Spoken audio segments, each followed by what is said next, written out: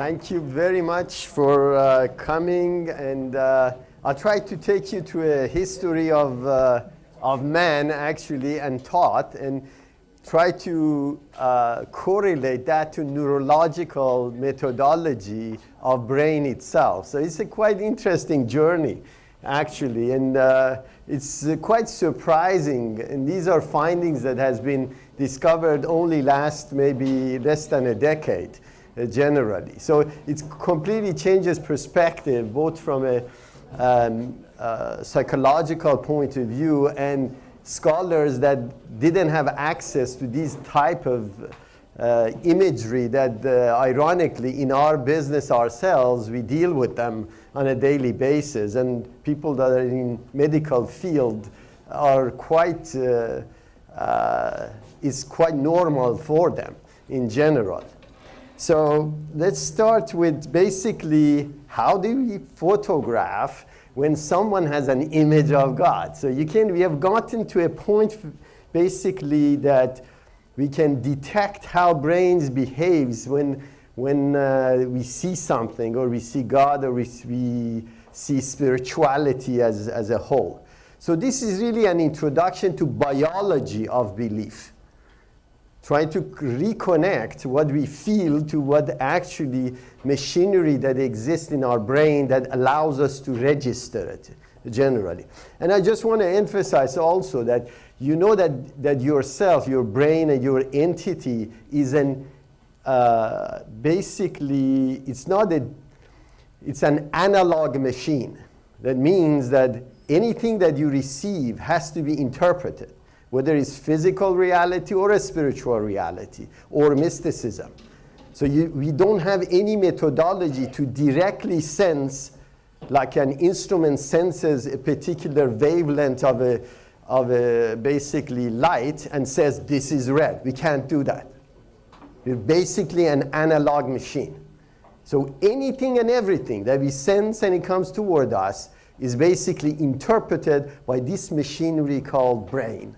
And this is what we're trying to explore and see how really we came up with these ideas generally.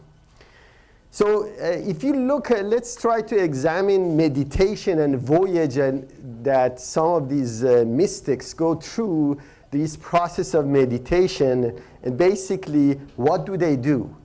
Their basically emphasis is quiet self. That means that all the thought that revolves around oneself, or worries that you have basically thinking of what you like or dislike. The process is to get rid of that basically chatter that is self. And then whatever is left, it's a simple reality, something that is left which is true you, that is unaffected by this chatter that is going around. And guess what? Try to take a minute and try not to think. Just try right now, not to think.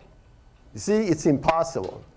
So your mechanism of brain is designed to continuously think. So the process of meditative voyage is to allow oneself to deafen basically this process of chatter that is going on into our brain, that is trying to continuously basically tell you where you are generally. So the practitioner, what do they do? The purpose of it is obviously quietness, allowing you to get to your simpler part of yourself, and that's the goal, to bring that out. And this part basically is a part that never changes. See, this is the true self. It doesn't get affected. It's not angry. It's not happy. It's just who you are. This is generally what the meditative journey is trying to achieve, generally. And it's not an attitude, actually. So it's not a function that may get affected. It's actually an entity of some sort, generally. And it's constant and it's real, basically. Now, when you take the worries, fears, desires, basically all preoccupation, conscious mind, and strip all of it away, basically, you're left with this entity. And that's really what people call it soul. Now, going back to the brain itself, there are two major segments of the brain that allows us to really interpret things. One is attention association area. This is basically an area of the brain that allows us to be goal-oriented and develop intention and execute those intentions. So concentrate, develop it. This is called attention association area. Don't worry about remembering these names. I'll show you what I mean. I have some pictures. Make some copies. The other area is called orientation association area. This orientation association area is basically an area of the brain that allows you to physically find out who you are, where you are in relation to other areas. So continuously your senses, like your hearing, your eyes, is continuously sending information to the brain, and the brain has two segments. One segment tells you what your boundary is. The other area detects what other boundaries are. So continuously, the reason you don't, for example, you walk and you don't walk into the wall is because your brain detects your boundaries and continuously feeding information what your surrounding world is all about. So this area continuously, when you walk, you don't really think that you're walking. That area is actually controlling continuously, bombarding actually this area of the brain with information that is coming from actually your ears, your eyes, your sense of touch, your feeling of heat, for example. So it's sensory area, and you can't shut it off. It's always there. And it's always sending information to the brain. So that's the major area that we want to discuss. So what happens is that there is a process called basically SPECT. These are new invention, last maybe less than few years. This is photon emission computed tomography. And we have some physicians here, and I'm sure they can tell you exactly what it does. But from a physicist's point of view, what it does is basically they inject you with some sort of radioactive, highly lower dosage of radioactive material, and this goes into the brain, and they can basically detect images of different layers of the brain. So it's a very fantastic device. So if you look at basically a normal brain, you see that continuously the top portion of this picture, which is attention association area, is always is busy, is doing something. The bottom area, which this area that it is that orientation association area is always busy too. So as you sit, talk, whatever you do, your brain is continuously working. Now, then they did something quite interesting. They took a person that was in meditation, and they found out that actually attention association area is hyperactive, and the orientation association area is cooling down. It means that no activity is occurring. So it's cooling down. Now, of course, these pictures are not exactly real. I took whatever I could to just show you a contrast in general. So what the observation of the study says that if incoming flow of the sensory devices is somehow blocked, right? What does it mean, actually? That means it's temporarily blinded. Ironically, the sensory devices didn't go away. They're sending information to that particular orientation association area. But the orientation association area cannot process it. So what ends up happening? What does it happen? Actually, what happens when you do this? that means that the borderline between yourself, right? Because that's orientation association area, and other people or other basically elements are broken. Now you feel what is called a Unitarian, means united, being united with something else. So once you know, you don't know what your borders are, border of yourself, what would happen? You feel in unity with other people. So this area is very important. We're going to use this later on. Just keep this in back of your mind.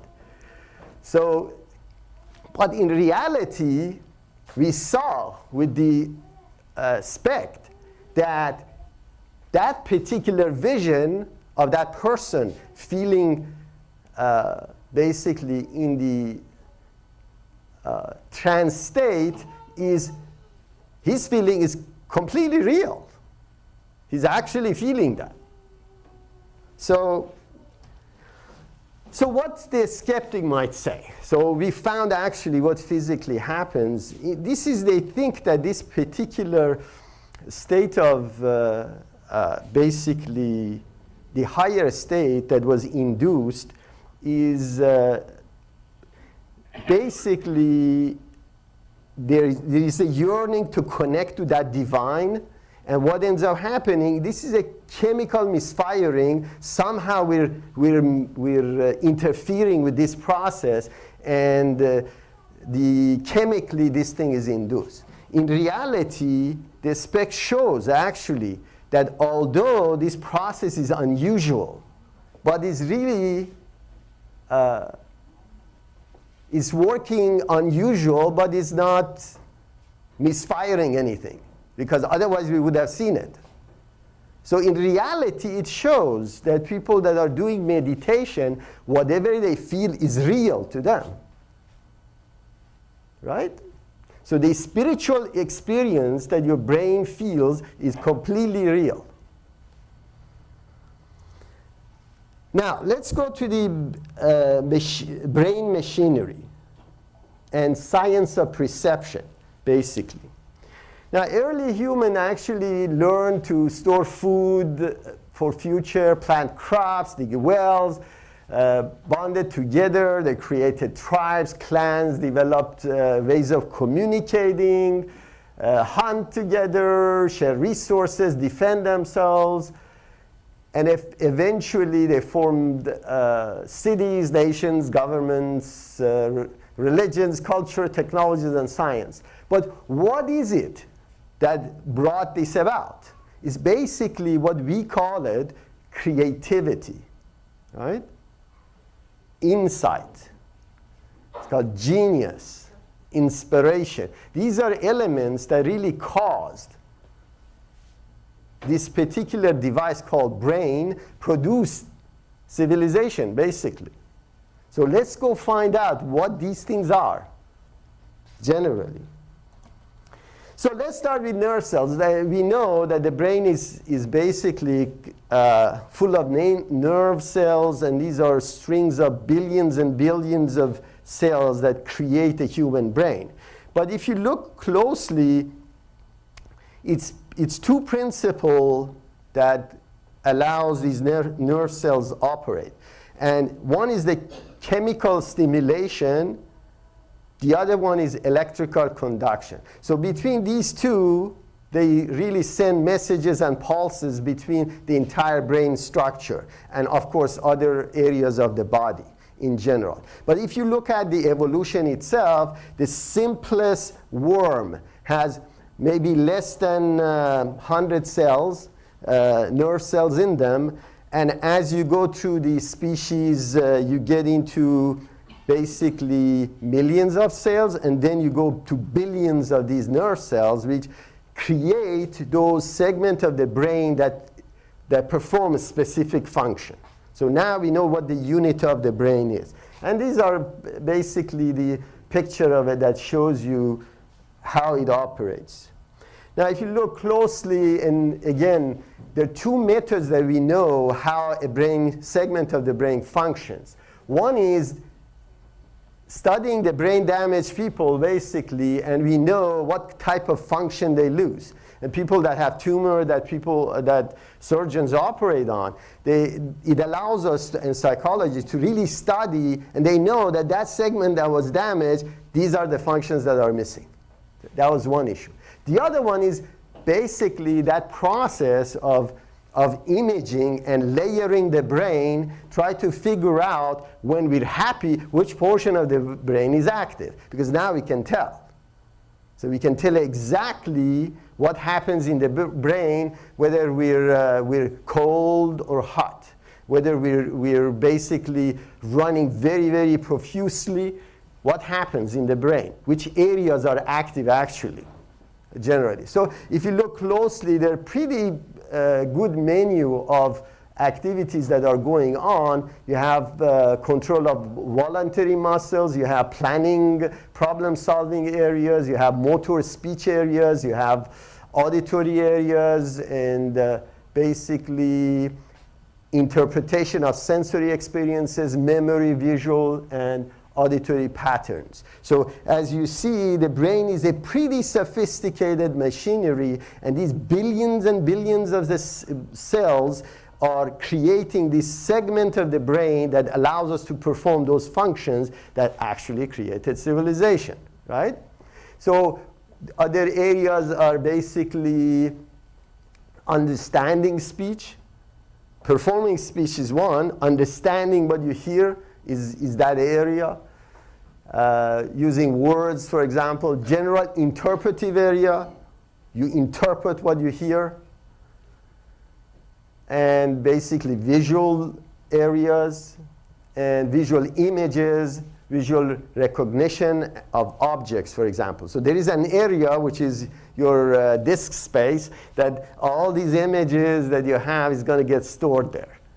So this is really a very, very sophisticated device that we have generally. And there are two segments of the brain, and usually the left part, the left lobe, controls the right side, the right lobe controls the left side, generally. So as we discussed, we're an analog machine. And anything and everything we do basically comes to these sensory devices we have, and it goes to the brain, and we detect or feel, basically. So when you say something is real, that means that you're feeling it's real. You can't really know it's real. This is very, very important from point of view of when next time you tell somebody, I know, you question yourself because you feel you know. There is no such a thing, because you're not an analog device to exactly measure that event. So what it is, how does this brain figure out what is around us, what is the world, basically? So there are four major areas of the brain that we need to discuss as a lump sum, because we deal with it not as individual component, but basically the mythical potential of the mind is in these four areas. It's called visual association area. This is where basically all the images or your experiences are kept. You have orientation association area, which we discussed, which is something that tells you who you are, your physical boundary, and the physical boundary around you, what it is. Then attention association area, this is basically what we discussed before, and verbal conceptual association area. This verbal is, again, ability to speak, ability to hear, and translate what you hear to what actually the guy said. Right? So these are the four major areas which has mystical potential, generally. Now, what is visual association area? This is basically, sometimes you have during basically meditation or prayer, you get a visual picture of something. And this is really this an spontaneous vision. You haven't seen anything, but you're basically dreaming some picture. And this is really where it comes from. Without you seeing something, you actually imagine a picture. How does this happen? That means that this area is capable of actually seeing things, and it seems very real to it. It actually sees it. It doesn't need the eye to see. And a good example of it is when you're asleep, right? You don't materially see things, but you see event pictures and you talk to people, right? So this area is so powerful that can actually simulate an event. It visually can simulate an event that is occurring. And interestingly, they have done studies of electrically giving it shock and see what it does. And of course, you get some visual experiences by stimulating it from outside. And of course, this is where the memory bank is. So the stored visions, remembering, again, whether consciously or unconsciously, go back and really go into this memory bank and pull these images out. So sometimes you go and see, well, I may have been there, right? But the reality is that your memory assembles these pictures that had and seen before and creates a movie out of it for you. So it's a very, very powerful area in the brain. Orientation association area, this is what we discuss, basically where you define who you are, the sensory devices that tells you what your body is, the limitation of your body, and basically what the other world is. What is the other area?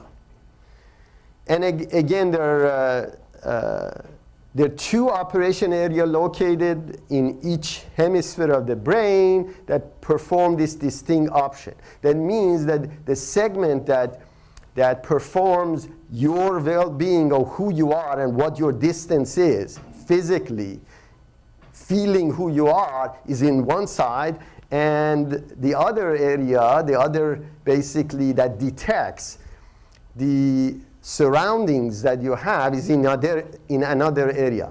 And guess what happens when you jump out of the plane? For the first second, you feel exhilaration because guess what? It's only you. It's nobody else. Because the other side cannot detect anything. You know? Of course, your limbic system, few minutes later, tells you, what the hell did you do, you idiot? So it's quite interesting from point of view of experiencing reality and how powerful this orientation area is and how vital it is for us to detect who we are and who physically other elements are. So left orientation is responsible for mental sensation and limit physical body.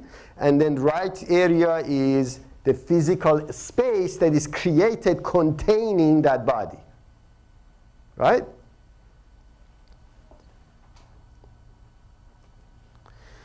Now, attention association area is the area where we call it seat of the will. This is where really you formulate what you want to do.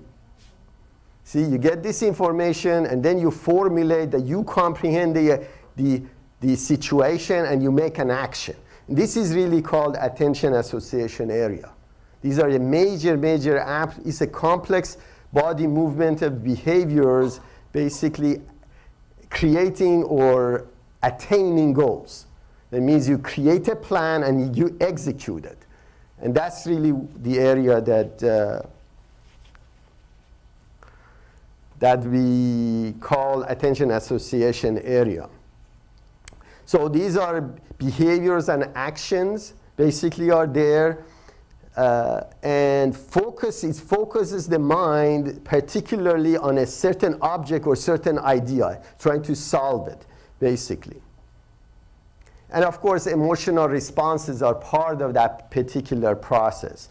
And of course, religious experiences, which are highly emotional anyways.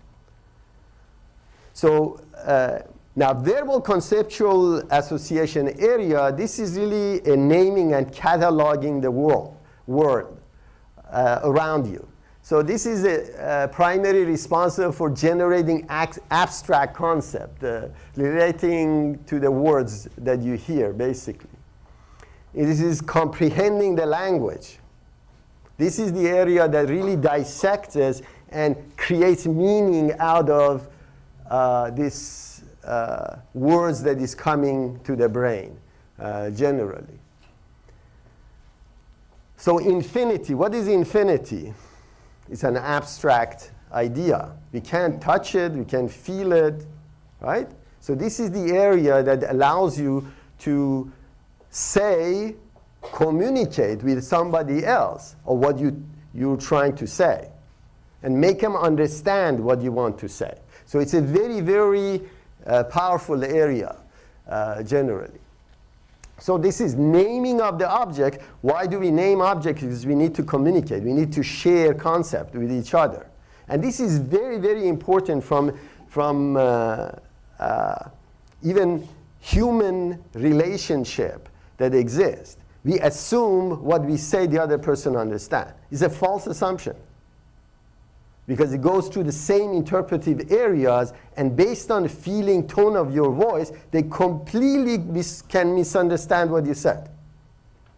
So you have to be cognitive that the other side is actually an analog machine that is receiving. It's not digital. It can't quantify what you say. So it's very critical to comprehend what is going on. And we can assemble words grammatically and logically extract logical meaning out of it. And this is this portion of the brain that does this. So verbal conceptual association area is really crucial for the development of consciousness, generally.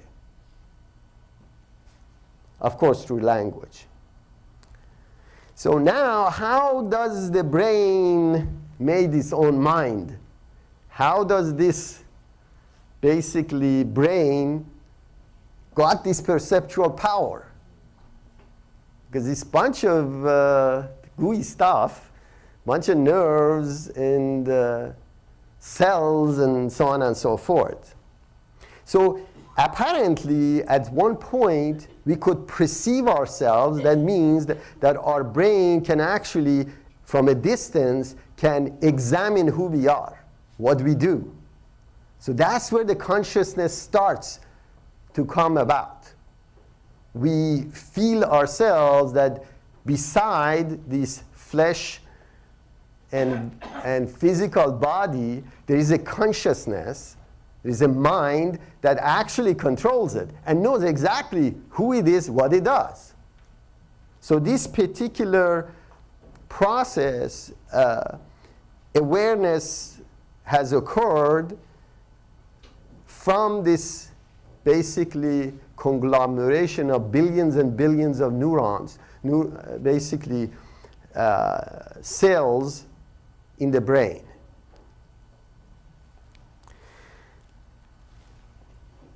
Now, emotion, sensation, cognitions, and basically these are characteristics of this mind. So when you put all those aspects together, you see a consciousness. It's combination of those elements that we... when you look at neurology, you find out that they can't really explain from a non-material mind how a non-material mind can rise from basically a biological function. Literally, you're created. Something is getting created that is basically is aware of its surroundings. So as you see, the brain itself, that physical device, is making the mind, generally. So let's look at the brain architecture and what is objective reality. As we know, nothing really enters consciousness as a whole. We receive information through the sensory devices that we discussed before, and there is no direct objective method of sensing reality. So everything is basically subjective. So whatever comes to you is subjective, generally. So this brain, which is an analog machine, is taking the sensory and creating that perception. So objective reality really is when you experience something and prove that is right. So there is no situation that you can say, for example, that I know this is correct because I felt it. Because you're a subjective machine. So whatever this particular device is doing, receiving this information and really processing it and trying to correlate what you're feeling to that reality that exists, generally. Now, how do we detect God? How did this happen, generally? If God occurs to someone, generally, and its presence, how does it basically would appear to the human? Obviously, it has to appear to the brain or to the mind. There is no other methodology or sensory devices that we have that can detect something that is not material, generally. And even if it did, it would go into an interpretation of basically sensory devices to make sure it's real or it's not real, generally. So God cannot exist as a concept or reality anywhere else but in our mind. That's exactly where you can detect it. So basically the purpose of this segment is to show that the same way that we eat an apple pie and we really detect that the apple pie is pretty sweet and is very good and is real and you're feeling the joy of it, the same methodology is used for the brain to detect the supernatural, basically, or detect God, if it exists, generally. So let's talk about automatic nervous systems. The automatic nervous system is basically an area where it conducts, without any preconceived notion, it basically drives your body.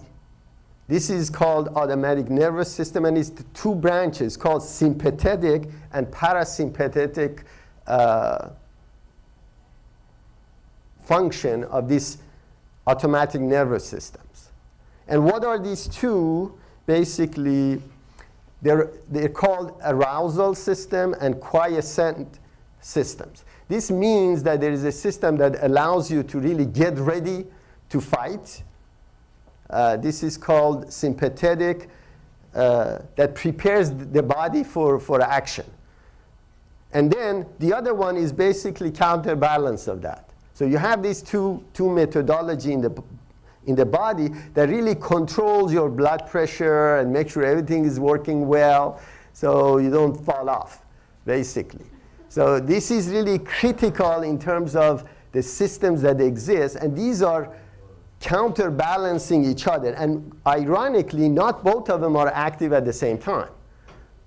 So these are really counterbalances that exist in the brain to regulate what we do. Now, there are different states of this particular two nervous system that we discussed. One is called hyperquiescence.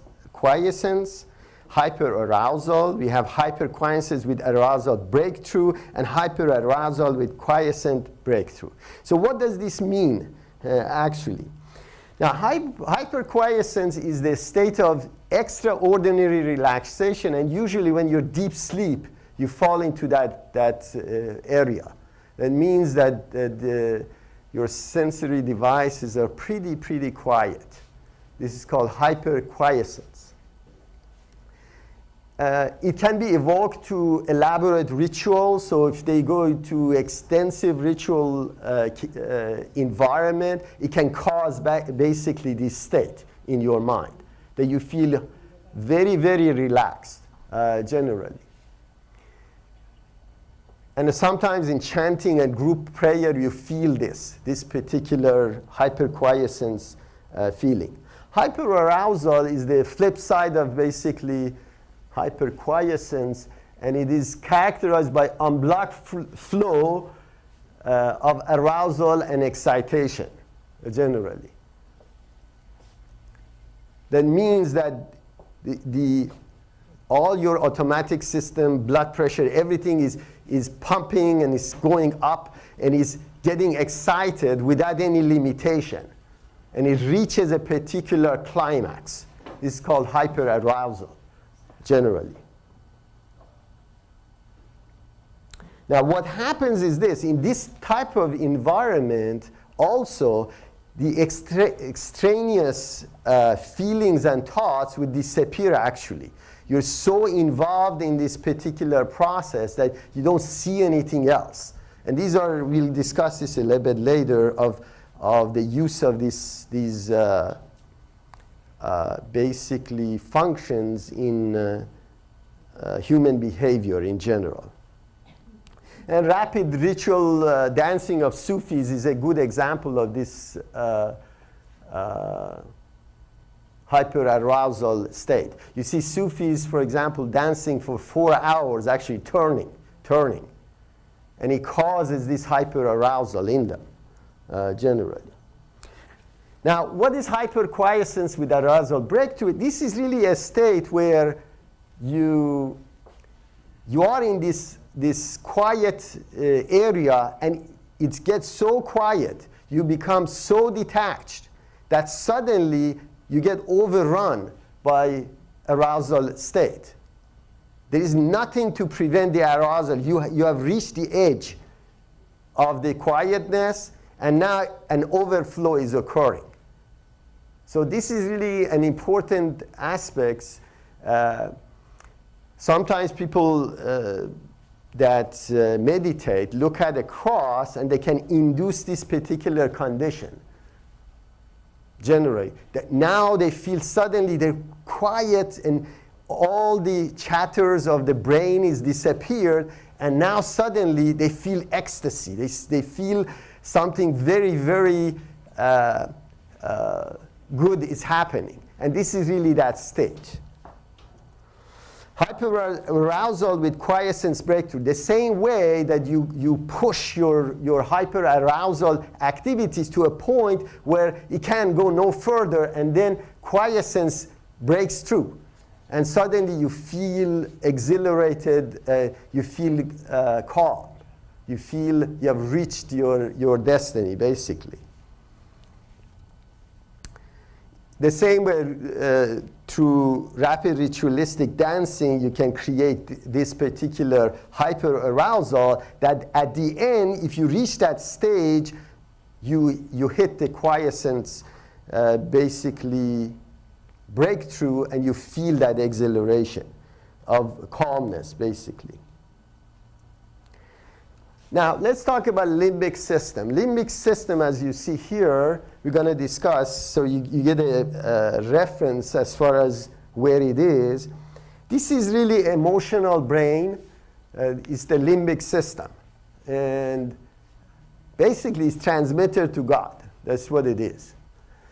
The limbic system takes the emotional impulses, thoughts, perceptions, and then it produces all those feelings that we are experiencing, like disgust, frustration, envy, surprise, delight. So these are areas of limbic system that basically does this. And interestingly, when they put electrical stimulation to limbic systems, it produced basically dream-like hallucination. So it's a very powerful area that some of the sensation of deja vu and illusions and reported basically during spiritual state, visions that people see comes from this particular area. So, but the primary purpose of limbic system is the primal emotions like fear, aggressiveness, and rage. These are really designed, very primitive, basically emotions that allows humanity in a primitive way to defend itself, generally. Now, what are the emotional functions of the limbic system? You have a master controller, basically. This main function is control the arousal and quiescence system. You have a watchdog. This is order emotional functions like love, affection, so controls that one. You have a diplomat in there, which is collaborates with watchdog to focus mind, attention, and generate those emotions. Okay. So how mind understands the world? So we know where the feeling occurs, how the system is controlled by the brain. Now, we need to look at cognitive operators. These are operators that allows us to comprehend what we see, what we do, generally. This is the analyzer of the world around us, generally. Now, this area, this particular cognitive operators is unique to each individual. So you may have different strengths or weaknesses in different area, and you may interpret things differently. But most of this later on we'll find out that is really is acquired. So if you think that you're born jealous or for example, you have very possessive mind, all of these activities are actually acquired, is learned. You learn it from people around you. That's how it becomes. There is no system. And I see, for example, in Baha'i literature, you see that the human is born pure. It actually is proven. You don't have any pre-notion of the world around you. And you're creating this notion through this system that God has given to us, generally. So there are 8 cognitive operators. That means seeing the forest in the trees. That means when you see a tree, barks and leaves, you know it's a tree. And you can contemplate that if there is a tree, I can see many of them, therefore it's a forest. The rest of it is like seeing the tree in the forest. That means you can go to a car and look at the car and see there is a tire in the car. Although you don't see it separately, but the minute you look at it, you detect there is a tire. Or you look at the basically forest from distance, you can tell there are trees in there without thinking. So these are really cognitive operator. Mind taxonomy, this is abstractive operator. Mathematical mind, this is quantitative operator. These are all functions of our brain. How and why, this is causal operator, which is cause and effect. You can detect if you, for example, throw something, it breaks. So you can correlate action and reaction generally. And of course, this versus that, which is the binary operator, and of course, the existential operator and the emotional value operator. It says, what happened? So you try to analyze the emotion of the other person, generally. Now, of course, through these devices that I was discussed regarding PET, SPET, and MRI, we can tell basically a picture as these emotions that are occurring, we can actually detect where they are and how they operate, which portion of the brain it is that is getting impacted. Basically watch certain parts. So this particular technology of imaging allows us to really, in an objective manner, to detect what is happening in the mind, basically, and detect things that the mind perceives. So if God exists, it can only manifest in our brain, which is those neural pathways and psychological, basically, structure of the brain. Now, the concept of myth-making, this is the compulsion to create stories. And this has been with humanity since beginning of the time. And as you know, our ancestor, Neanderthals, was the first humans that buried their dead in a ceremonious way. And they put tools and weapons, basically. And it's very similar to what we do today, which is giving flowers, carve stone on top of the grave, and plant trees near that grave. So it's very similar process, generally. So this myth-making, this gesture of preparing the dead with gear to help them beyond this world, shows that even primitive cousins of ours had this ability of, or comprehension of, metaphysical plane, generally. So two things, it shows two things. One is that Neanderthals had such a brain power to comprehend the finality of death, basically. They could comprehend it, actually. And the second was they found a way, actually, to defeat that. They found a way to conceptualize death and accept it, generally.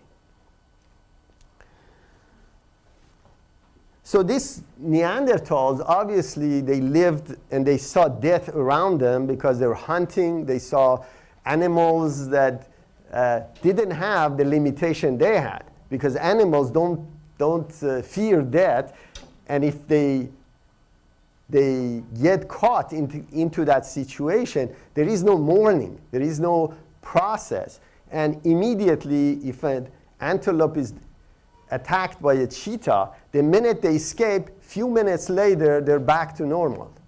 But humans have to live with this fear of death all the time, because they comprehend death. Animals don't. So this is really very important from point of view of showing that myth-making has been with humanity since beginning. And of course, even they found shrines of Neanderthals that people, they put basically bear skulls in a pyramid form on top of it, and they had altars, and they had basically animal sacrifices for their dead. So this particular myth-making process has been with us for over 200,000 years. Now, what happens with our hominids? Basically, these are human-like species that came later on. And of course, the stories got translated and passed to us, generally. So mythology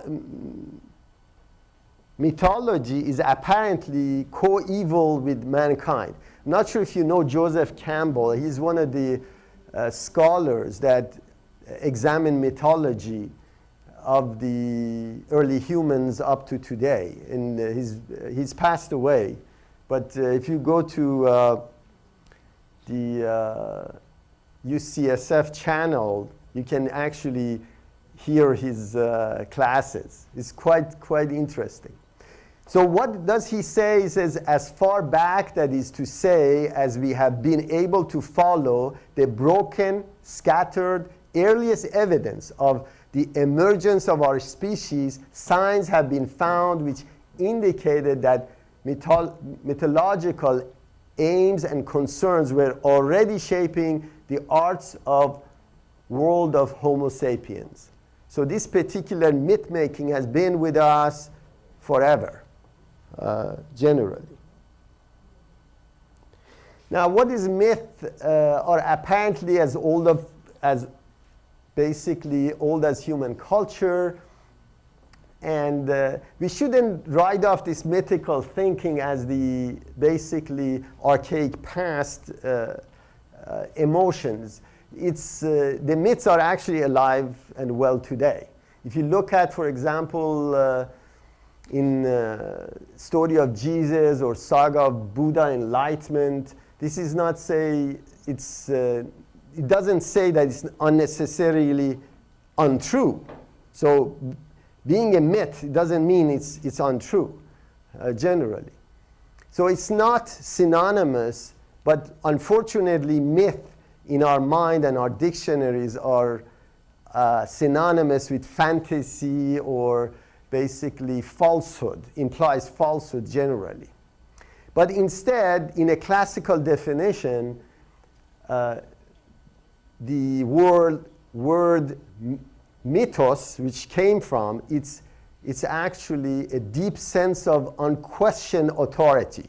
So this is really what the myth is. And it's as real as it can get. That's what myth is. Now, we need to ask simple questions. Why human mind compelled, actually, in every culture? So this is really not one culture versus the other. Created this myth. Initially, obviously, we can say that obviously they had fears of existence, and that's why they created these myths, and to comfort themselves in a world that was very dangerous to their health. But in reality, death has never been a stranger in natural world. And we know that because they saw animals dying around them, and in a hunting environment, they were familiar with this particular event. So why do we think as humans about death, but the animals don't? So this is really an area which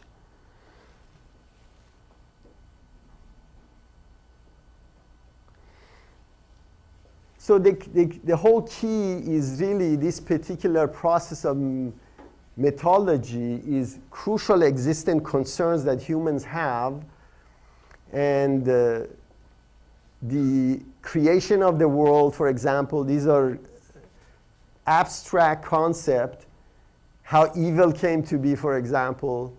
And these are always, the myths are pair of apparently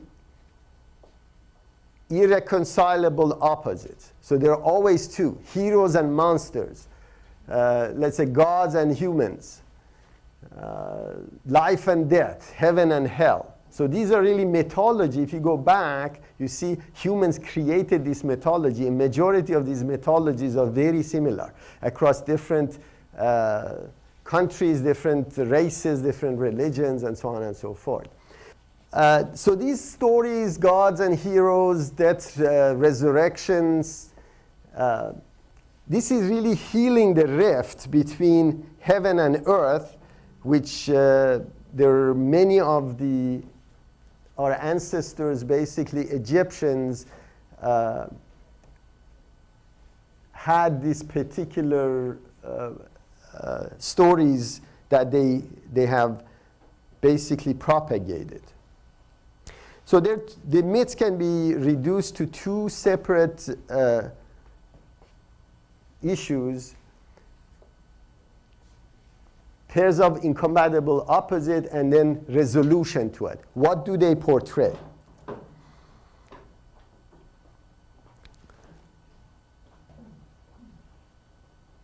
Now, ritual generally, as far as humans are concerned, is not necessarily related to religion, generally. We do rituals like, for example, rituals of basically going to a ball game.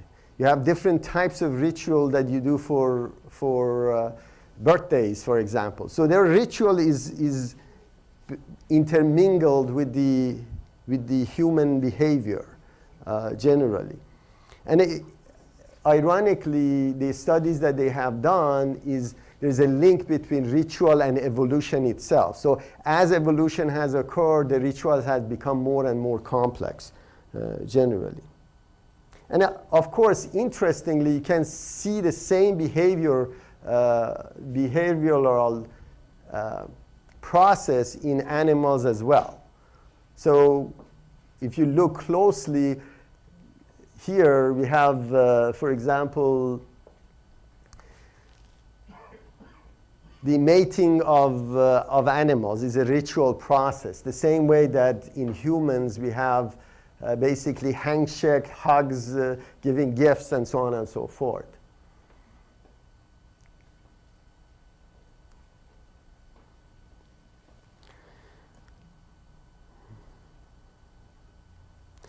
So let's look at the orientation association area and this neurological perspective of this ritual type. In an orientation association area, which we can basically separate self from the rest, and if this stream is interrupted, we can actually create that unity that exists within the group that is in a ritual state. So this is really neurologically how it happens when you get involved in a ritual activities of maybe a prayer, for example. So here is softening of self. That means that slowly you lose yourself and ideas that you have, and then this particular unitary process being united with other emerges generally. So that's how the neurology of it works. Now, of course, the rituals create the emotions and emotional states as well. And this is really psychology of it is in ritual prayers, it can be trigger positive psychological state and pleasant sensation when you go there. Now, ritual and myth connections is that as you see humans, for example, in a case of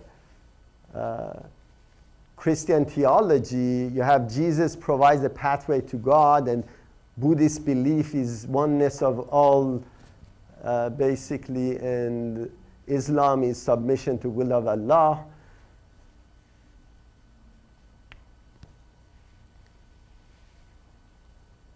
So this is really connection that you have as far as the myths are concerned. And the Joseph Campbell, which is that famous guy, no human society has yet been found in which mythological motives have not been rehearsed in liturgies, interpreted by seers, poets, theologians, and philosophers, presented in art, magnified in song, and ecstatically experienced in life-powering vision. So you see this particular process, culture, how powerful it is, and influences whatever we do.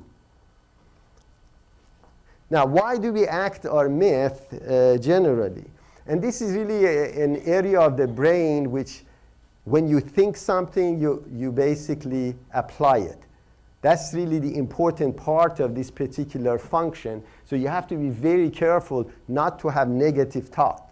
And you say, okay, this won't affect me. Unconsciously, we actually act out our negative thought. So if you think, for example, watching horror movies or will not impact you yourself, it's completely wrong. So the system that currently we exist in, that we're dealing with pornography, we're dealing with death that is occurring, or basically homicides that are occurring, this has enormous impact. Or movies that we show to children, it has enormous impact in their psychology generally. So we act these myths. And acting this myth is creating that bond that is required in the religious environment. So this is really the acting of the myth is embedded into our brain generally. Now, ironically, at the time Freud was saying that they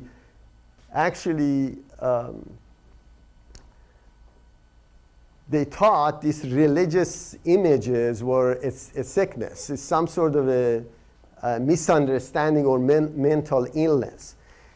And they thought these illusionary triggers that were occurring was basically neurotic, and the reason we feel this way is because when we were children, we didn't have these fears, and we're trying to portray ourselves as a child which basically was unified with the mother. That's why we're creating this mythology in our brain to really satisfy our brain. Of course, many other scholars like Freud, later on, they found out whatever they were saying is completely incorrect. So last few years, the whole psychology and psychotherapy has been upside down because of falsehood of whatever they were preaching generally. Now let's go to, now this drunken Sufi is very important. This is Abu Yazid, to tell you that this mystical area that they were feeling through dancing for hours, and this is one of the poems that came from this particular person that says, I gazed upon Allah with the eye of truth and said to him, who is this? He said, this is neither I nor other than I. There is no God but I. Then he changed me out of my identity into his selfhood. Then I communed with him with the tongue of his face, saying, how fares it with me, with thee? He said, I am through thee, there is no God but thou. So he becomes one with God, basically. Of course, these are falsities, obviously, of Sufi theology in general. Now, when you look at the mysticism and mental health, the reason I brought that is that we put, for example, manifestation in the same category of basically mystics that provided images and doctrines that many of us follow in general. So, and when they found out people, they did a study and asked people that really experienced, whether they experienced any out of the body experience, 35% of people said yes. This is a very interesting phenomenon. 18% of them, they had one or two experiences. 12% reported several. 5% said they experienced such events often. So it's quite interesting. This shows that this mysticism is something normal. It's not something that only happens to few people, generally. Now, this Freudian theory, which discusses oceanic bliss, which really relates to that line between self and not self, because when we're a kid, he assumed that we can't tell who we are and who somebody else is. Therefore, we don't have any fears when we are very small. So what he was mentioning, that these mystics, or these basically people that were practicing this transcendental meditation were trying to get that stage to become like a kid, generally. So he thought this is a psychological disease, basically. And this was his, he thought they suffer from neurosis or psychosis, basically. But the opposite is true. The significant research has been shown that the mystical state is higher level psychological health than the general public. So people that believe in religion, they're actually much more psychologically healthy than people that don't. And the ones that responded in the survey that they experienced mystical state, the ones that actually they said they experienced it, they're much higher in a well-being layer from the general population. So it's quite interesting. Reverse is being true. Now, what they thought is that these mystics, or for example, manifestations, are suffering from some sort of epileptic seizure. That's why, and then they were trying to explain why, for example, Muhammad basically heard voices and saw visions and profusely sweating, and how did this happen? And basically so they thought he suffered from complex partial seizure. That's why he was seeing those things, generally. Or same thing with St. Paul, when he was faced with blinding light, basically on the road to Damascus, he was hallucinating. And of course, he believed that he heard voice of Jesus at that time. So what's the neurobiology of mystical experience? Again, it's losing yourself being swept away, and this goes into we experience this all the time. We don't realize it, but we do. When you hear music and you become very calm, and you don't really care about your surroundings anymore. So this is really the same mystic experience that ordinary people basically experience as well. And again, it can reach that unitary state. Unitary means that being united with other people.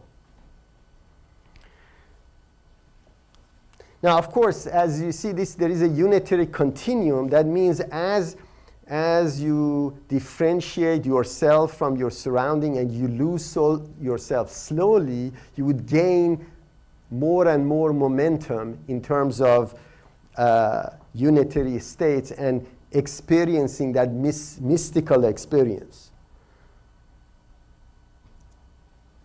Now, in the 18th century, there was a guy called Nietzsche, and he proclaimed, actually in newspaper, God is dead. It says Nietzsche, and he was one of the biggest,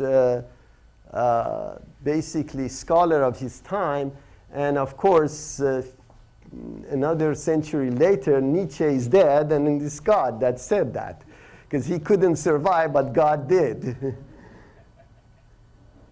So it was interesting. Nietzsche in 1885 actually proclaimed that God was dead, and he believed really with his colleagues, Marx, Freud, and other people, Bertrand Russell, for example, they thought God was the vestige of an unscientific past that basically, as sciences and people comprehension of reality would increase, this God would disappear.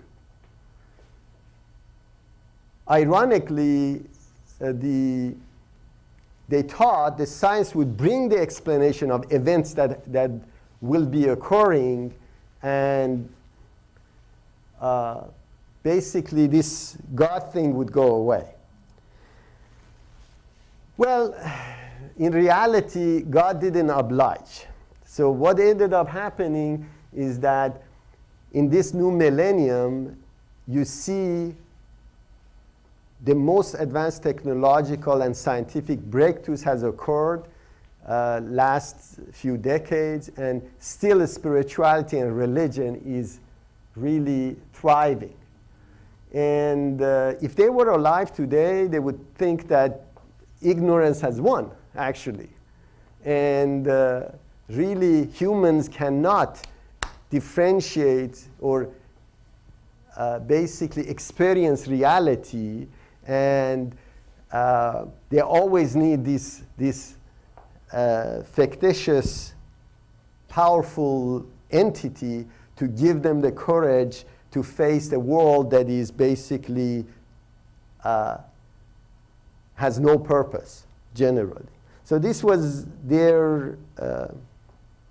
Now, we know for a fact that the religion and physical health relationship, when you look at, they have done studies that the mainstream health, people that follow the mainstream religion live longer, they have fewer stroke, less heart attack, better immune system, and lower blood pressure. So they can see very, very clearly that people that really follow these doctrines live longer. As interesting is the doctor from Duke University that says that people that do not believe in God, actually lack of religious involvement has an effect on mortality that is equivalent to 40 years of smoking 1 pack of cigarette per day. So it's really deadly. Now, interestingly, to tell you how even perception of majority of people is until 1994, for example, the American Psychiatric Association officially classified strong religious belief as a mental disorder. And they were teaching this in schools, by the way. So this is really quite interesting in terms of how things change generally. So, and as we know, not only religion has a positive impact in physical health, the studies after studies are shown that it has a major impact in mental health. People that are religious basically don't abuse drugs, very little alcoholism, they don't basically subscribe into those vices that impact general public that are not bound by any basically religious belief. So we saw that basically because religious people found from promiscuous sexuality, drugs, and alcohol, they live better as well, not only physically, but mentally as well. Now, of course, religion and control, this is really what the perception is, that the religion and belief in God, belief in that higher power, it creates that control that is necessary for us to really overcome the obstacle that we face in the life that we conduct in general. So this is really lifting us out of fear of futility, so we don't worry to die anymore. And although death is around us, generally. Interestingly, as if you read Baha'i religion, it emphasizes this as well, that even early humans had practiced rudimentary religion as well. So archaeologists have found traces of this particular process also.